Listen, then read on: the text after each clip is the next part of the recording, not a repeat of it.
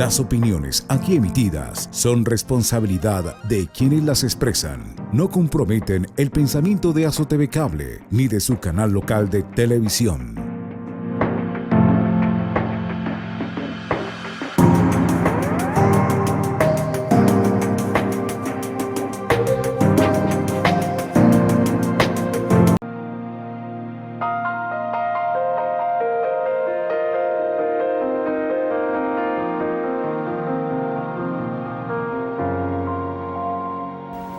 Buenos días a todos. Continuamos con este programa La Vida Hace Pensar. Hoy tenemos un invitado especial al doctor Luis Homero Torres, abogado, que para analizar esta pandemia que estamos atravesando en este tiempo, ¿no? Bienvenido, doctor Luis Homero Torres, que es una persona preparada, ¿no? Una persona que abogado y sobre todo que lee y los mensajes que nos puede dar a nuestra gente, sobre todo para adaptarnos a estas circunstancias y para la vida, como tiene este programa que se llama La Vida Hace Pensar, para que nos haga pensar con esta calamidad o algo, otra cosa que se pueda llamar. Bienvenido, doctor. Sí, gracias, doctor en psicología y padre, Efrén Ortega, mi querido profesor. Le agradezco su invitación y efectivamente pues este es un momento histórico, como tantos momentos que ha pasado la historia de la humanidad. Estamos viviendo una época pues que es difícil, ¿no? Porque recordemos que el universo fue creado con unas leyes. Y de las leyes más importantes que tiene el universo es la ley causa y efecto. Lo que pues se le ha dado diferentes denominaciones, inclusive en la Biblia se habla mediante parábolas que Jesucristo enseñó, la ley de la siembra y la cosecha, ¿ya? El que la hace la paga, según la ley del talión. Bueno, de diferentes formas. Entonces, precisamente nos damos cuenta que todo lo que nos ocurre en la vida son consecuencias de. Y entonces, si vamos, por ejemplo, al aspecto bíblico, hablando ya en términos de las enseñanzas de los profetas, de Jesucristo y luego de Pablo de Tarso, Él nos está diciendo muy claro que todo lo que nos pasa a los humanos es consecuencia del primer pecado que cometieron nuestros primeros padres, Adán y Eva. Ese es un enfoque, ¿no es cierto? Pero el enfoque material es causa y efecto. Entonces, hoy tenemos esta situación porque efectivamente hemos tomado tal vez decisiones erradas en el pasado y hoy tenemos unas consecuencias especialmente en la parte de salud. ¿Ya? Entonces, ¿qué pasa, padre? En la parte de salud tenemos la consecuencia. Yo quisiera enfocarme, para no ir más lejos, en el caso de Colombia. Colombia adopta un sistema de salud, de seguridad social, después del 91 que se hace la Constitución, con los constituyentes, toman una decisión de que la razón de ser del Estado, que era la prestación de los servicios públicos, la podían prestar los particulares. Y entonces, los particulares, ¿qué hacen? El particular ya no tiene el sentido de prestar un servicio social, sino ya viene el problema de la explotación, ya viene el problema de la ganancia. ¿Por qué? Porque al particular es un inversionista, es un empresario, y ningún empresario crea una empresa para dar servicio social. No, es para sacar dividendos, ¿no es cierto? Entonces eso es lo que nos está pasando en Colombia. La salud se privatizó. Dice que con la vigilancia del Estado, Pero recuerden que los órganos de control en Colombia han sido muy flexibles, digamos, o si no, han cometido mucha omisión en su trabajo. Entonces, mire, hoy tenemos esa circunstancia, ¿no?, de que el sistema de salud en Colombia es muy pobre, ¿ya? Porque uno de los problemas que tiene el sistema de salud en Colombia es la creación de la EPS. La EPS es la entidad promotora de salud que se convirtió en intermediaria entre el Estado y las entidades que prestan el servicio, que son las IPS. Desafortunadamente, por la alta corrupción que tenemos en Colombia, las EPS no han cumplido con su función. Por el contrario, han sido demasiado corruptas y lo que han hecho es prácticamente quebrar a las entidades como los hospitales, pues las clínicas. ¿Por qué? Porque les están debiendo dinero y no les pagan. Sin embargo, el Estado sí obliga a la IPS a que cumpla con su función de prestar el servicio. Entonces, mire, hemos llegado. Entonces, ¿qué pasa? Usted encuentra en las clínicas, hospitales, que el servicio realmente de prestación de salud es muy deficiente. Hoy nos damos cuenta y nos mostró la realidad. No hay camas, no hay equipos, y entonces, mire, se generó este problema tan grande cuando tenemos una amenaza, pero una amenaza que no es nueva, porque si estudiamos la historia de la humanidad, las pandemias han venido sucediendo, inclusive por ahí miraba un informe que decía que cada 100 años se vienen dando pandemias, y con sus resultados pues funestos, inclusive mucho mayor que el que estamos viviendo, porque virus y digamos pandemias como por ejemplo desde el principio de la humanidad, ¿no es cierto?, que en la antigüedad se generaron, mataron millones de personas. Luego viene por ejemplo el caso de la peste española, que mata 30, 40 millones de personas. El sarampión, que inclusive Colombia lo teníamos erradicado, pero ahora por el ingreso de los amigos, de los hermanos venezolanos, como llamamos, que allá no tenían controlado el sarampión, o ahora otra vez en Colombia hay brotes de sarampión. La viruela, usted se ha de acordar, debió dar viruela. Yo tengo la marca de la viruela aquí, mire, una ampollita que cuando siendo niño me la reventé y ahí quedó la marca. Y todavía nunca me olvido de eso. Un buen recuerdo. Exacto, también ha matado mucho. La polio, bueno, el SIDA, mire, también, es más nuevo. Entonces, sin embargo, mire, recuerde que cuando el pueblo está preparado para resistir esto no hay problema, pero nosotros no estábamos preparados. Así le ha sucedido al Ecuador, inclusive España, inclusive Estados Unidos, porque recuerde que Estados Unidos se ha dedicado a la parte económica, las finanzas, y para ellos el dios de esta tierra es el billete verde, el dólar, ¿cierto? Entonces hoy está sufriendo las consecuencias. Y así todo el mundo, inclusive donde está el núcleo de la religión católica, que es Italia. Roma, Vaticano. Entonces imagínense lo que ha sucedido. Bueno, pero todo esto, ¿a qué nos conlleva? Este es un momento de reflexión, ¿no es cierto? Reflexión y reflexión pensar. Muy interesante porque, mire, abordémoslo ya desde el punto de vista de lo que Dios ha hecho con la humanidad, ¿no es cierto? Dios nos crea a imagen y semejanza de Él, pero en espíritu. Pero además nos da un medio para que el espíritu se manifieste, que es nuestro cuerpo físico. Por eso en uno de los apartes dice que el cuerpo de las personas es el tabernáculo del Espíritu Santo. ¿Qué significa eso? Que nuestro espíritu es el que debía tomar las riendas, ¿no es cierto? Y nuestro cuerpo sería el medio. Pero, ¿qué hace la contraparte, que nosotros le llamamos demonio, Satanás? Porque dependiendo si es acusador o es el que nos tenta, la antigüedad le ha dado nombre, ¿no es cierto?, de demonio o de Satanás.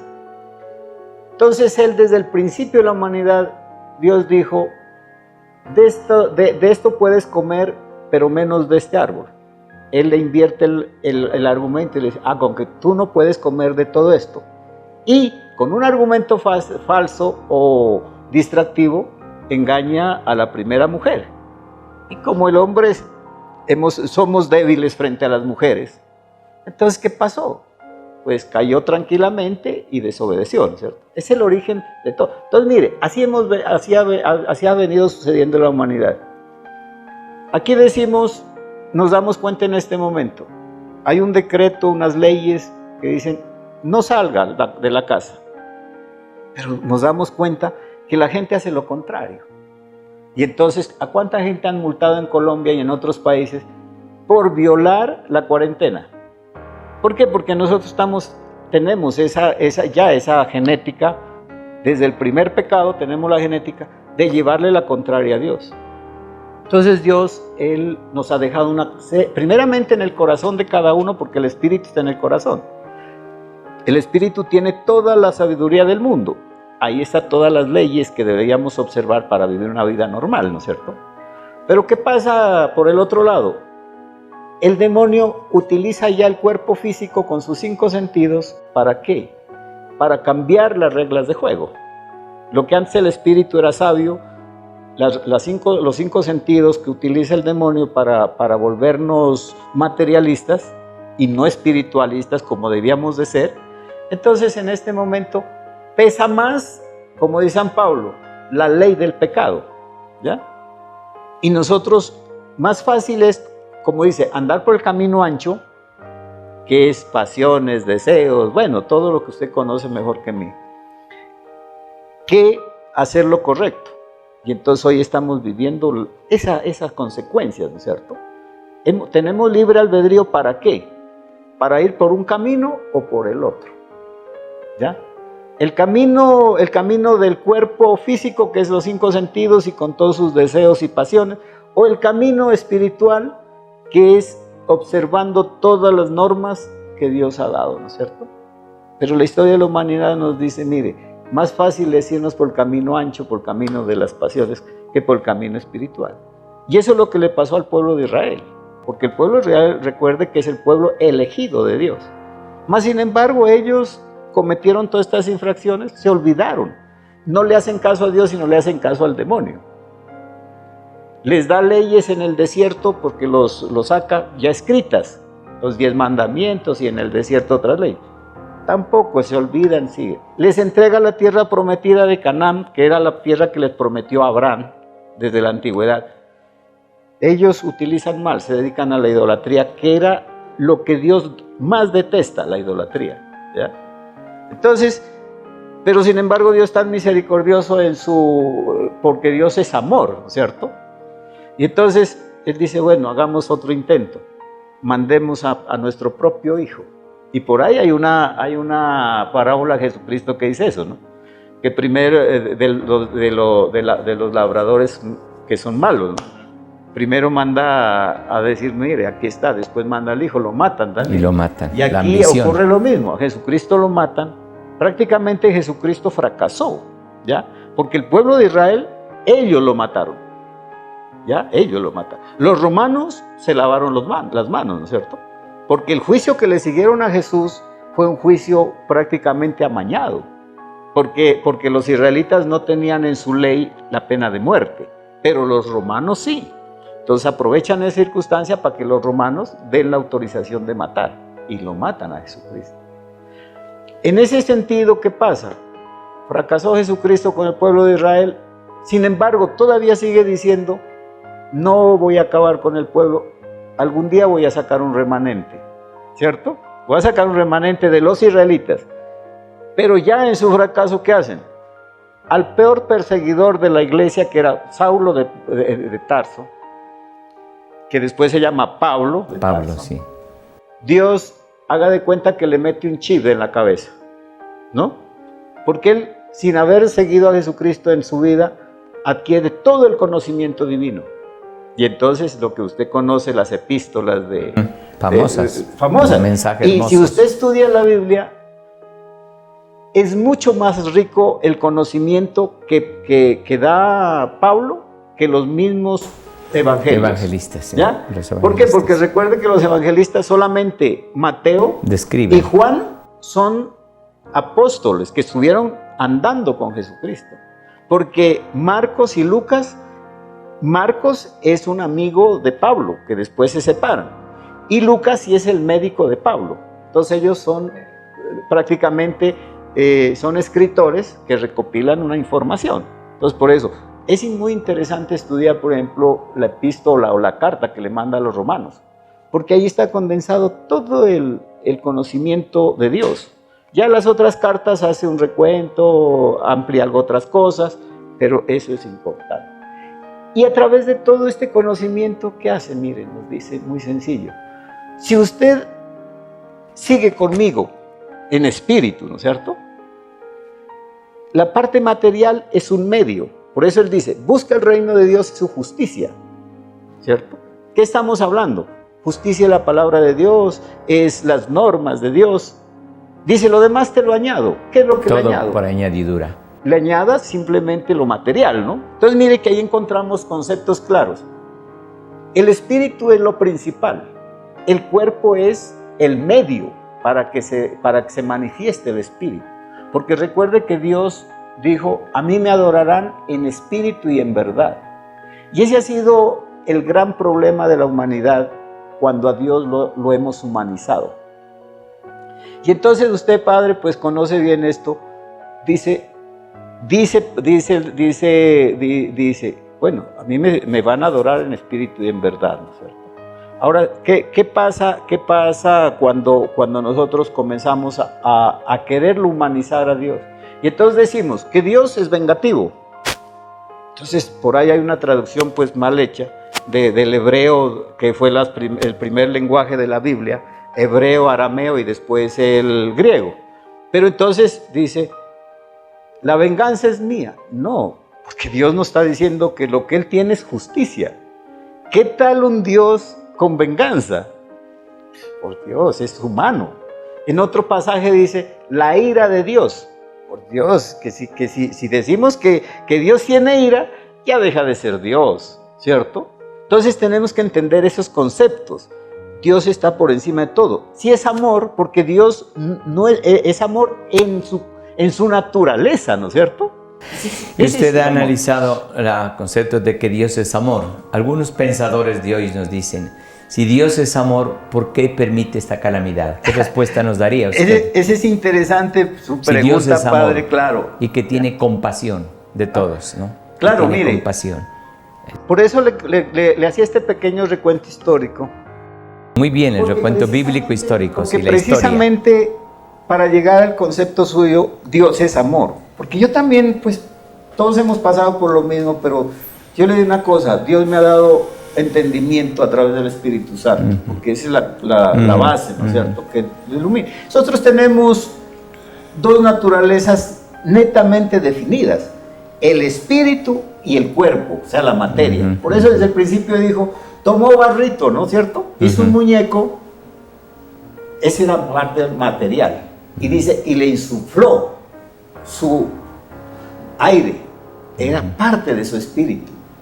Y entonces aparece el hombre con cuerpo físico y con cuerpo y con espíritu. Por eso Dios dice, te hice a imagen y semejanza mía, pero no era imagen y semejanza de cuerpo, porque recuerde, Dios es espíritu. Dios es entonces, espíritu. ¿cuál era la semejanza? Y Dios es amor. En espíritu, ¿no es cierto? Ahora, Dios es amor, la palabra amor encierra todo. Entonces, mire, Él nos está mostrando todos los días dónde estamos fallando, y nos hace amonestaciones. Lo que hoy estamos viviendo, mire, para llegar al contexto, a través de la historia, Él al pueblo de Israel, pues que es el ejemplo, lo amonesta, primero le manda profetas para que le den mensajes, bueno, lo manda al mismo hijo para que dé el mensaje, y bueno, terminamos en lo que sabemos. Y entonces, ¿por qué? Porque Él no quiere que nadie se pierda. Porque recuerde que lo que pasó con el primer pecado que dice, si comes de esto moriréis. El concepto de moriréis no es la muerte física, sino la separación entre Dios y el hombre, porque recuerde que en el paraíso, o sea, en el huerto, los dos interlocutaban de frente, ¿cierto? Hablaban. ¿Por qué? Porque el espíritu era puro y Dios puro. Entonces, espíritu, ¿no es cierto? ¿Y qué utilizaba? El medio, el cuerpo. Pero cuando se comete la primera transgresión que llamamos pecado, porque pecado significa, en el hebreo significa errar al blanco. Errar al blanco. No es, por eso es que ahí aparece el libre albedrío. Porque yo cuando tomo una decisión puedo tomar decisiones buenas o negativas, positivas o negativas, con consecuencias también positivas. Y entonces, si yo le erré al blanco, la consecuencia va a ser negativa. Sí. Entonces, miren, ese concepto de pecado también es importante entenderlo. Que la gente dice, ay, qué miedo el pecado. No, el pecado es producto de nuestras decisiones. Sí. Y Dios no tiene nada que ver ahí. Entonces, ¿Dios es un Dios castigador? No. ¿Por qué? Yo que antes me refería a la ley causa y efecto. Mire, nosotros somos producto de nuestras decisiones. Entonces, ¿qué pasa? Mire, Dios es amor y entonces en este momento Él no nos mandó esto, recuerde. Quiero que tenga claro la humanidad que Dios no mandó el virus. Es producto del hombre. Porque mire, está demostrado de que esto lo trabajaron en laboratorios. Se le salió de las manos, bueno, yo no sé con qué intención, si con dolo, con culpa o con no sé. Pero de todas maneras esto es producto de nuestras decisiones. Muy bien. Seguimos analizando este tema muy importante, ¿no? Y un mensaje para nuestra gente que está escuchando en este tiempo.